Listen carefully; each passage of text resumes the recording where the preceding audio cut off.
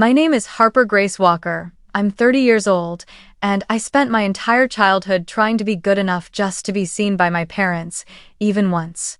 But for 30 years, I was nothing more than a shadow behind the spotlight of my younger sister, the family's little angel. I graduated college with honors.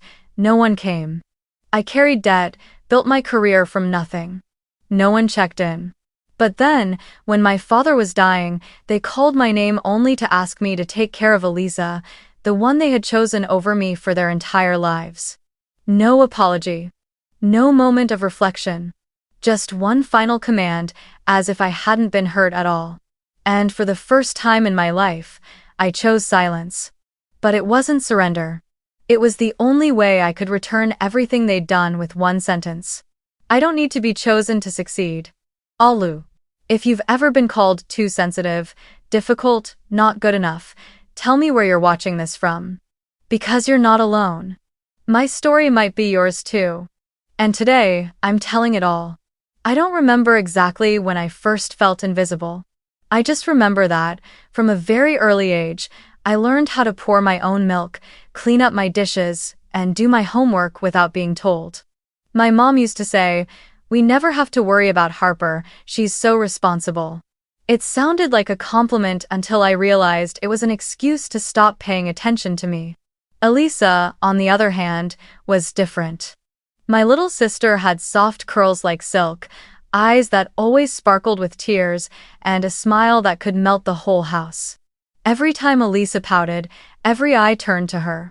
Every time I cried, I'd hear, "Again? Why are you so sensitive?" I was a good student. I was top of my class starting in 3rd grade. In high school, I was recruited to the city swim team, waking at 5 a.m. to train, staying up late to study. But the medals I brought home were never hung in the living room.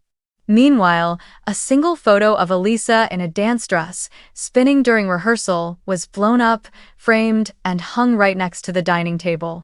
My father once introduced her to friends by saying, "This is my youngest, our little angel Elisa, training at a prestigious dance academy." As for me, he'd just say, "The older one's studying something, design, I think." Every year, Elisa's birthday was an event. The whole family got involved. There were buffets, ballet performances, pastel pink invitations sent to school friends. My birthday. I remember one year, lighting the candles myself on a store-bought cake, eating while solving advanced math problems. Mom was too busy taking Elisa to a costume fitting. I wasn't angry. Just sad. So sad that I once wrote in my diary, "If only I knew how to dance, maybe Mom would have stayed a little longer." I once asked to enroll in industrial arts. I loved drawing, building models, and had even won first prize in a statewide design competition at 15. But when I carefully pitched the idea to my mom, she just frowned. "You should choose something more practical. I don't want you to struggle chasing some dreamy career. Law or business would be better." A few months later, Elisa said she wanted to study dance in New York. No one questioned it. My dad wired $10,000 for her to secure a private studio, and my mom spent hours on the phone looking for the perfect apartment for our darling daughter. I was never called Daddy's girl. I was the rational one, the older sister who should know better, the one who was born to sacrifice. But all those labels only made me feel like a shadow present, but never truly seen. Every time I asked for extra school supplies, they said I was asking for too much. Whenever I proposed a new idea, it was too complicated, too troublesome. But if Elisa wanted a toy, a dress, or simply mentioned Disneyland, they would bend over backwards to make it happen. I remember the first time I truly felt the weight of that difference. I was 17. That day was the college scholarship announcement ceremony. I stood on stage, representing the school as Student of the Year. I looked out into the crowd and saw no one from my family. Later, I found out they had taken Elisa to the state ballet competition in Denver. My mom sent one text, "I know you'll do great, but Elisa's event is important too." And just like that, even in my most defining moments, I was always second to my sister's dance steps. I won't deny that Elisa is talented. She dances beautifully, she has charm, and at times, she can be gentle. But the way people treated her, pampered her, placed her at the center of everything. It pushed me further and further back. I never wanted to compete, I just wanted to be seen even just once. But that never happened. In the family photo hanging in the living room, I'm standing off to the right, forcing a smile, while Elisa is seated in the middle, held tightly by both parents. I used to think it was a small thing. But those small things, over time, turned into a deep, unfillable void. Growing up in a house where every compliment went to someone else, while you had to take care of yourself, is an experience I wouldn't wish on anyone. It makes you question yourself whether you're wrong for wanting fairness. Whether you're truly worthy of love or just what's left over after all the affection has been handed out. Later, when I stepped out into the world, I realized one thing. I wasn't angry at Elisa, she was just the chosen one. But I resented how my parents turned love into something conditional, and I had never met those conditions.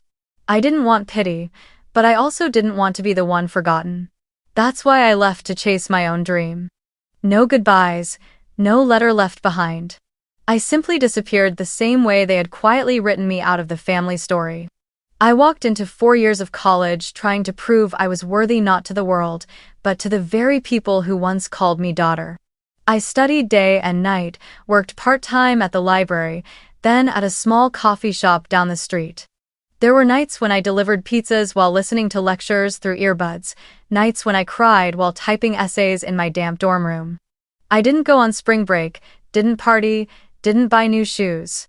Every dollar was measured carefully because tuition kept rising, and my scholarships weren't enough. Even so, I graduated with honors near perfect GPA, recognized at the award ceremony. I had pictured that day so many times, my family sitting in the crowd, thunderous applause when my name was called, and in that moment, I'd see my mother's proud gaze, my father's softened eyes, and a smile from Elisa. I thought if not for all the years I endured silently, then, at least for that day, they would come. A month before the ceremony, I sent an email to the whole family. I attached a map of the auditorium, the exact time, even suggestions for nearby motels. No one replied. I thought maybe they're just busy. 2 weeks before graduation, I followed up with handwritten invitations, carefully addressing each one to my father, my mother, even Elisa. I didn't ask for anything, I just hoped they'd show up. A few days later, I called home. My mother's voice was distant.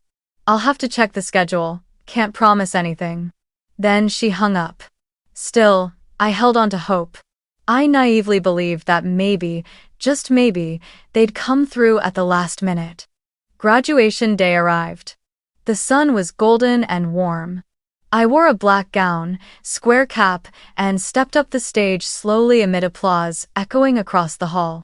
When they called my name, Harper Grace Walker, summa cum laude, I turned and looked into the crowd. The front row reserved for family was empty. I didn't see my mother. Didn't see my father. Elisa wasn't there either. Only Aunt Charlotte, the aunt I'd never been close with, stood quietly in the corner, waving with hesitant eyes. I smiled. The kind of smile you wear when you've accomplished something huge, and there's no one there to witness it but yourself. The ceremony ended. Friends hugged their loved ones amidst cheers and flashes from cameras. I stood alone, holding a bouquet I'd bought the day before just in case no one brought one. Aunt Charlotte walked over, gave me a gentle hug, and whispered, "I'm proud of you." I said nothing. I didn't want to cry. But inside me, something had broken quietly. A few days later, I got a message from her. Another attempt at clumsy comfort. Your parents said they couldn't come because they were taking Elisa to her orientation day for acting school in LA. It was the same day, so they just couldn't make it. I think maybe they were sad too, that they missed your moment. I read and reread that text like a cruel joke. The day I graduated, the day I'd spent my youth striving for, was ranked below a freshman orientation? Orientation day, something that could be rescheduled, done online, or attended solo, was more important than the moment I received my degree after 4 years of sacrifice and exhaustion? I didn't respond. But the next message from Aunt Charlotte drove the final nail into the coffin of my trust. "Oh, Harper, I'm not sure I should even say this, but back in your senior year of high school, your grandfather gave your parents around $40,000 to set aside for your college fund. He said, so the girl won't have to worry, let her focus on her studies. But I don't know if they ever use that money. You should ask your mom, I don't want to get involved." I froze. $40,000 that could have saved me from working 3 jobs. Could have let me study full-time instead of running on fumes. Could have given me the college life I never had. But they said nothing. Never mentioned it. Instead, they told me to be independent, to grow up, and that things were tight at home. I used to believe they just didn't have the means, but the truth was they did. They just chose not to use it for me. I sat in my tiny room, the warm orange of the bedside lamp glowing faintly, holding the degree I'd just earned, the one that should have been a shared pride for the whole family. But in that moment, it felt more like evidence. Proof that I had reached the finish line alone. No cheers, no embrace, no congratulations, just me. And the silence of those who once called themselves family. I couldn't sleep for days after receiving Aunt Charlotte's message. The same questions echoed in my head like a voice bouncing off the walls of an empty room. Where did the $40,000 go? Why didn't they say anything? Had I been lied to all along? I couldn't take it anymore, the feeling of being kept in the dark, of being treated like a stranger in the very house I grew up in. I decided to find out. At first, it was just to get answers. But the more I searched, the clearer one thing became. They had never thought of me, never truly wanted me to know the truth. I wrote an email to my mother, no small talk, no resentment. I simply asked, "Mom, I just found out that Grandpa gave you and Dad $40,000 to be used for my college tuition. I'd like to know how that money was used." I didn't expect an apology. But I did hope for an answer. She replied within 10 minutes, suspiciously fast, and her response was, "You always have a way of blowing things out of proportion. What's done is done, don't dwell on it." I read that line over and over. My eyes stung. Not because she lied, but because she didn't even try to hide it. No explanation, no admission, no denial. Just one clear message: my feelings didn't matter. My hurt, my betrayal was just me being dramatic. They didn't see anything wrong with taking money that was meant for me and using it for something I would never know, or worse, using it for Elisa. I didn't reply. I didn't call. I just sat for a long time in my little apartment, watching the streetlights cast orange streaks across the white wall. I thought about Christmas, the smell of cinnamon cookies baking in the kitchen, the stockings hanging over the fireplace. And I knew I would never go back there again. No more Christmas. No more Thanksgiving. No more Harper sitting at the corner of the table with a gift she wrapped herself because, "You're grown now, you don't need anyone to fuss over you." I deleted my mom's number. Blocked my dad. Sent Elisa's emails straight to spam. No announcements. No letters. No drama. Just a quiet exit, but permanent. From that day forward, I started over. I moved into a smaller apartment to save money. Focused on paying off student loans. Designed my own resume, sent out hundreds of job applications. I didn't tell anyone about my family. On forms under emergency contact, I wrote down the name of a classmate who once helped me through a panic attack in a second-year bathroom stall. I had no one else. But I also didn't need anyone else. You know what? There's a kind of pain even deeper than rejection. It's being treated like a burden for asking for fairness. Being labeled difficult just for wanting to know if you're worth caring about. And when my mother said, "Don't dwell on it," she confirmed it. I was never seen as part of the family. I was just an outsider with responsibilities, but no rights. From that moment, I stopped trying to be loved. I stopped hoping. I stopped being the good daughter. I became Harper, the woman who stands on her own, who doesn't need permission to exist. And maybe the day I cut ties was the day I was truly born. No longer someone's daughter, no longer someone's shadow, just me. Alone. But enough. I don't remember the exact day I paid off my student loans, but I remember how it felt. There were no fireworks. No one to celebrate. Just a quiet Friday afternoon, sitting in front of my computer screen, logging into my bank account, and clicking Final Payment.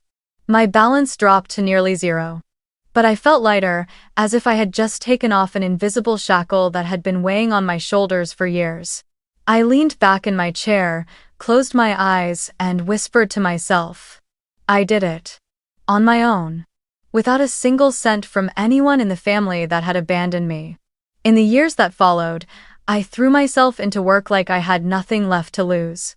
I started as a research assistant at a small startup focused on organic food for the elderly. I arrived earlier than everyone each morning, made coffee for the whole team, read through materials before my boss even handed them out, learned how to analyze markets and optimize formulas. At first, they thought I was the know-it-all type, cold, unapproachable. But over time, it was my precision, attention to detail, and sense of responsibility that earned their trust. Within 2 years, I was promoted to head of product development, then to R&D director. For the first time in my life, I felt like I had a voice. Not one that had to shout to be heard, but one strong enough that people listened. I spent hours researching herbs, developing supplement formulas for diabetes and heart health, testing small batches as carefully as if I were caring for a loved one, though in reality, I had no one left to care for. A customer once sent a thank you letter saying our product helped her 86-year-old grandmother eat again. I printed that letter and pinned it to my desk as a reminder. Value doesn't come from family approval, but from what you can give to the world. I moved to Portland in the fall of my 3rd year. The city wasn't too loud, wasn't too cold, just quiet enough for me to start a new life without feeling empty. I rented a small house tucked beside a line of pine trees, with a front porch and a vegetable garden out back. I grew kale, cherry tomatoes, mint, and spent weekends brewing herbal tea, reading books, and walking along the Willamette River. I adopted a brown Labrador named Theo. He loved lying by my feet while I worked, and every morning, he waited for me to open the door so he could run around the garden like the world was his. Each morning, I woke at 6, made a matcha latte, unrolled my yoga mat, and opened my laptop. No one bothered me with questions like, when are you getting married? What's Elisa up to? Or, why don't you go visit home? Here, I wasn't the older daughter, or Elisa's sister, or the moody one. I was just Harper, a woman building her life, step by step, milestone by milestone, and doing it with her bare hands, her mind, and her determination.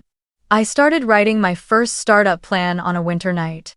I wanted to build a natural supplement brand just for the elderly, something that wasn't just medicine, but part of a humane and healthy lifestyle. I named the project Selah, a Hebrew word that means pause, reflect. Because I believe that elderly people, those who once were the center of their families, deserve a moment to pause, to be heard, to be cared for, instead of being treated as burdens. Maybe because I once was a burden too, and I know exactly how much that hurts. I met new people, none of them asked about my past.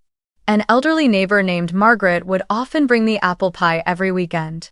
She called me the quiet girl with warm eyes. I'd help her look up medications, check her blood pressure, or simply sit and listen to her stories.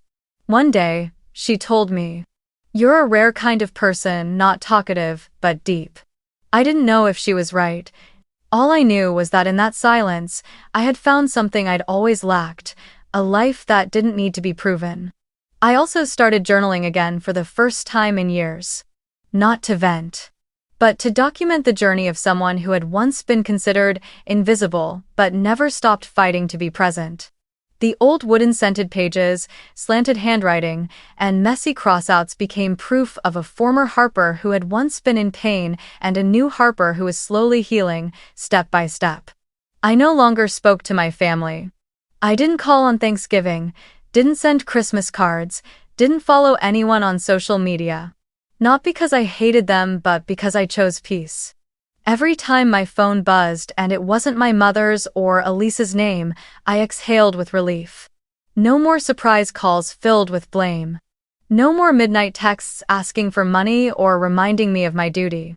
I used to be the invisible one. But now, I exist without having to shout. Every day, I look in the mirror and see a woman who is independent, steady, and whole not because she has everything but because she no longer needs anyone else to feel worthy. And the most beautiful part? I owe no one anything. I don't owe anyone recognition. I don't owe anyone conditional love. I don't owe the past. All that's left is the present and me, with everything I've chosen to keep. My life carried on quietly like that until one day I was making tea when the phone rang. The screen showed an unknown number, but something about it made my chest tighten. I picked up. On the other end, a serious woman's voice said, "Is this Harper Grace Walker? I'm calling from Mount Mercy Hospital in Seattle. Your father, Mr. Douglas Walker, is in critical condition. Your name was listed in the emergency contact records." I froze. The name of the man I'd spent nearly a decade trying to forget now echoed like a reopened wound. I paused for a few seconds, then answered, "I'll make arrangements." I hung up, my hands trembling slightly. Not from pain, but because I honestly didn't know what I was feeling. I sat down and held Theo, my dog, always curled up at my feet each morning. He looked up at me with his warm brown eyes, as if waiting for a sign. I sighed. It had been nearly 10 years since I last heard my father's voice. 10 years without a message, a call, not even a birthday or Christmas greeting. Between us was a blank space unfilled by love or warm memories, just a void of everything that was never said. I drove to Seattle the next morning. The familiar road felt like an old, dusty journal. I didn't need to read it again, but I remembered every line. Mount Mercy Hospital sat on a low hill, winter sunlight spilling cold and quiet through the glass windows.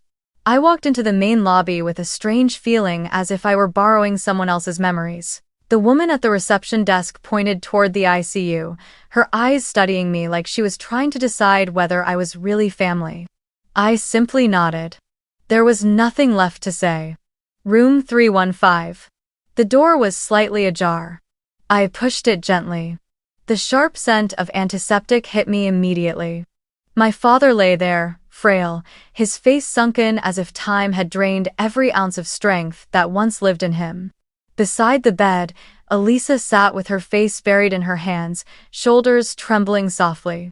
Her hair was neatly tied back, her makeup carefully done, foundation blending smoothly with her skin, lips a pale pink but her eyes were hollow, as if even she didn't know whether she was sad or afraid.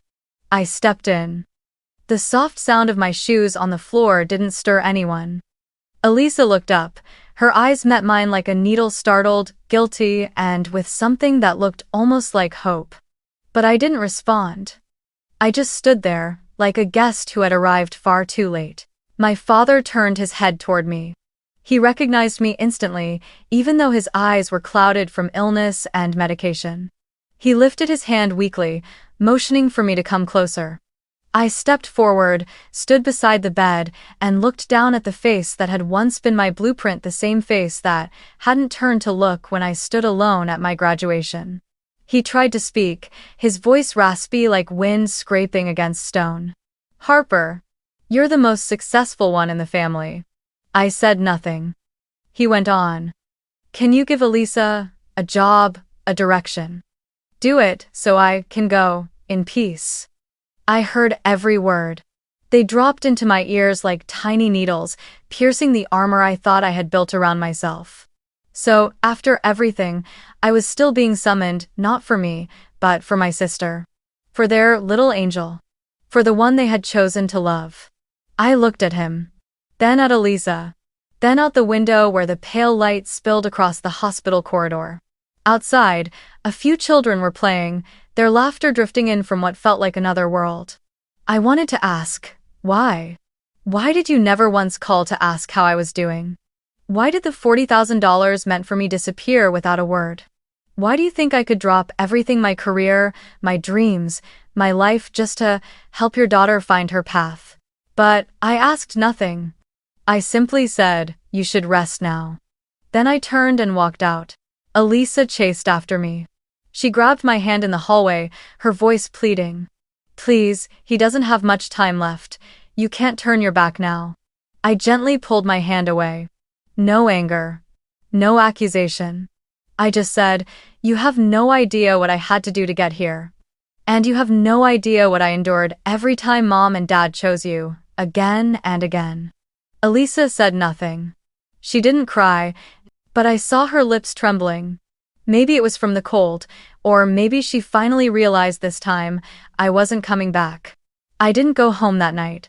I stayed at a small hotel nearby. I couldn't sleep. I lay staring at the ceiling, holding Theo, my dog, who I had brought with me. In my mind were my father's face, his whispering voice, and Elisa's empty eyes. I remembered the times I had begged for just one chance and no one listened. I remembered silent dinners where I was seen as the one who complicates everything, while Elisa only had to smile to light up the table. And now, they needed me. They spoke my name. But not because they missed me. Not because they cared. Only because they had no one else left. I knew if I said yes, I'd fall back into that old cycle. I'd take on the burden again, sacrifice again, drown in the feeling that I had to repay something I never received. And if I said no, they'd call me selfish. They'd say I succeeded but lost my humanity. But I was too tired to keep living by the standards they set for me. I didn't owe them Elisa's future. I didn't owe them forgiveness they never gave me. The next morning, I returned to the hospital. My father was still alive, but weaker. I stood by his bedside, one last time. He turned toward me, trying to focus. I didn't cry. I simply said, "I've lived well. And I will continue to live well, but not by carrying anyone else." Then I took his hand, gently squeezed it. "Goodbye, Dad." I walked away without looking back. For the first time, I stepped out of the place once called family without feeling anything tying me to it anymore. Not because I was numb, but because I had learned how to choose my own heart before someone else could use it as a tool for their peace of mind. 2 weeks after the funeral, Portland began to cool. The trees lining the streets turned a deep crimson, then slowly shed their leaves in a silent ritual to say goodbye to summer. I was sitting in the kitchen, brewing a pot of peppermint tea, when I heard a knock at the door. Not the usual sound of deliveries. Not a neighbor's knock. It was 3 short, firm, hesitant taps. I walked over and opened the door. Elisa stood there. I didn't know how she'd found me, but in her long beige coat, hair slightly tangled from the wind, eyes swollen from crying, and lips bare of lipstick for the first time since we were girls, I saw her like this. "Harper." Her voice trembled. I don't know who else to turn to. I said nothing. I just stepped aside and let her in. My home was as it always was, clean, orderly, filled with the scent of pine and herbal tea, like a soft blanket in the middle of winter. Elisa sat on the couch, wrapping her arms around herself, as if trying to shrink into a world that no longer had a place for her. "Jared lied to me," she began, her voice hoarse like someone who'd been holding back tears for days. "He wasn't just with me, he was living with another woman. I only found out when she sent a message, calling me the cheap version." Elisa paused, took a deep breath, and continued, each word peeling away what little defense she had left. "He's an addict." I didn't know. I truly didn't. It all started when my money kept disappearing. Then one day, he said, if I didn't give him more, he'd leak a private video. One he recorded without me knowing. I wasn't surprised. Jared had always been a red flag to me from the first time I saw his photo on Elisa's Instagram. Handsome in that slick, too polished way, sweet talker with dishonest eyes. I had warned them. I even sent Mom an email clearly outlining my concerns. No one replied. They said I was jealous, that I wouldn't understand, since I'd never had a boyfriend. Elisa even blocked me on social media for a while after I voiced my concern. Now, the man they had all defended, trusted, and idolized had revealed his true face. But no one called to say, "You were right." Elisa clenched her fists, then looked up at me. "I'm not here to ask for money. I want to start over. I can't go home. Mom still thinks it's all my fault. She doesn't understand. She doesn't want to understand. I've lost everything. Harper, Just give me a chance. Let me work with you. I promise I'll learn, I'll try hard, I won't let you down. I looked at her, the one who was once pampered, praised, and paved a red carpet from the living room to every stage. The one cradled as if the whole world spun just for her. Now, she sat in front of me shivering, pale, eyes brimming with tears, like I was the last lifeline in the ocean she was sinking into. I wanted to feel sorry for her, but what I felt was unclear. Not anger. Not resentment. Just a void, like I had waited for this moment for so long that now that it had finally come, I had no feelings left to give it. I stood up, grabbed my laptop, opened the browser, and booked a flight back to Seattle for her. I got you a ticket home, you leave tomorrow night. Elisa looked at me, a flicker of hope in her voice. So, you'll let me work at your company? I closed the laptop, sat back down, and said evenly, My company doesn't hire people who can't take responsibility. Elisa froze. I'm your sister. She nearly shouted, her voice cracking, as if she couldn't believe I'd turned her down so directly. I looked her straight in the eye, my gaze no longer angry, just tired, deeply tired. And who was I in this family for the past 30 years, Elisa? The air in the room suddenly felt heavier, as if winter itself had swept in through the window. She said nothing. Her lips pressed tightly together, eyes brimming with tears, but this time, I didn't look away. I let her see. Let her face the truth that forgiveness doesn't come from tears, it comes from owning your actions. I was no longer the sister waiting for her to call. No longer the daughter yearning for a mother's embrace. I was Harper, a woman who had rewritten the meaning of family after being erased from it too many times. Elisa stayed the night. I set out a small mattress in the living room for her, beside Theo, my dog, who never leaves my side when he senses something heavy in my heart. The next morning, I drove her to the airport. We didn't talk much. On the way, she whispered, I get it now. Maybe I need to learn how to walk alone, the way you once did. I didn't reply. But something in me cracked, not from pain, but like an old shackle breaking apart, piece by piece. That afternoon, I received a message from my mother. Short, no punctuation. I don't want to see you again. I stared at the words on my screen for a few seconds, then turned it off. No reply. No hurt. Just a confirmation of something I'd known for years, but now finally had in writing. I stepped into the kitchen and made a fresh cup of tea. The scent of peppermint filled the room warm and clear, like a reminder that all the doors that once slammed shut on me no longer held me captive. I sat at the table, opened my business plan, and underlined my goals for the next year. Launch a new product, expand to the West Coast, hire more staff, and for the first time in years, I felt light. Not because I had said no to Elisa, but because I had honored my boundaries. I didn't let old pity drag me back into losing myself all over again.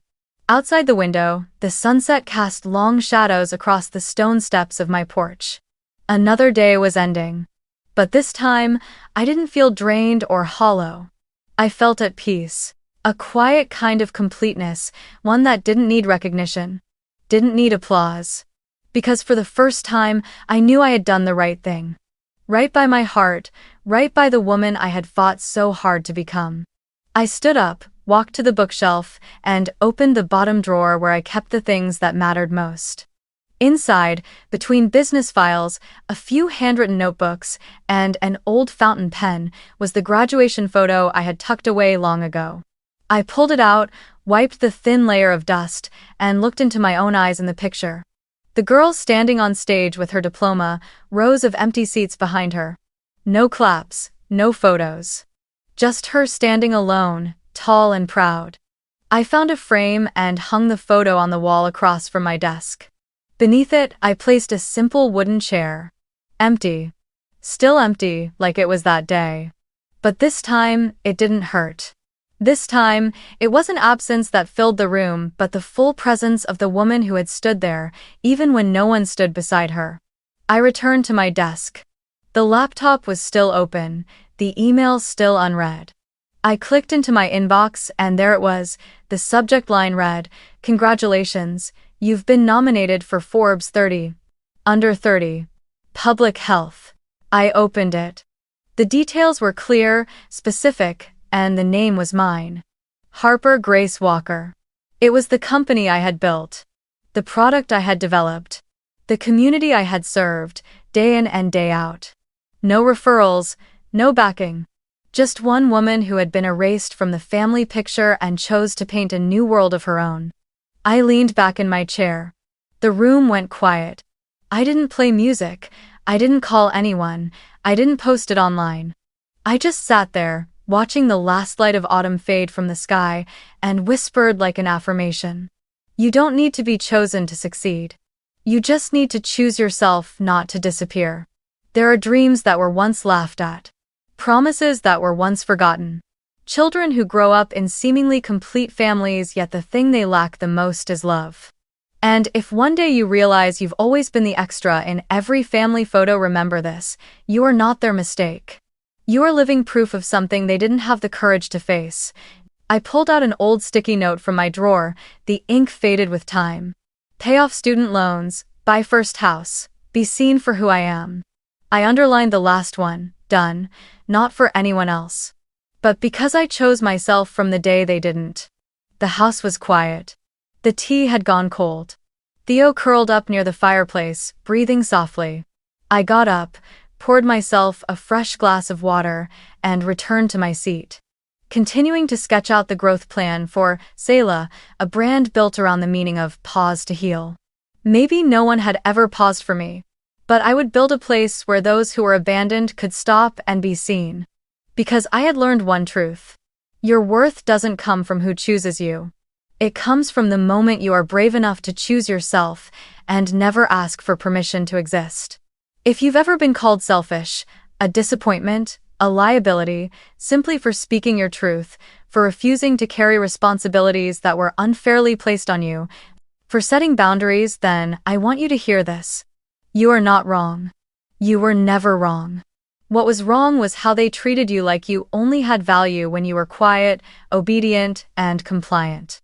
Maybe you've sat silently at a crowded dinner table, hearing praise handed to someone else while your name was brushed over. Maybe you applied for scholarships on your own, paid tuition with part-time jobs, celebrated birthdays with store-bought cake, and told yourself, it's fine as long as I keep trying. Maybe you've sent messages, made calls, reached out for love only to be met with neglect, told you're too sensitive, made to feel like a burden. I've been there too. I used to think that if I just studied harder, performed better, asked for less, maybe I would be loved.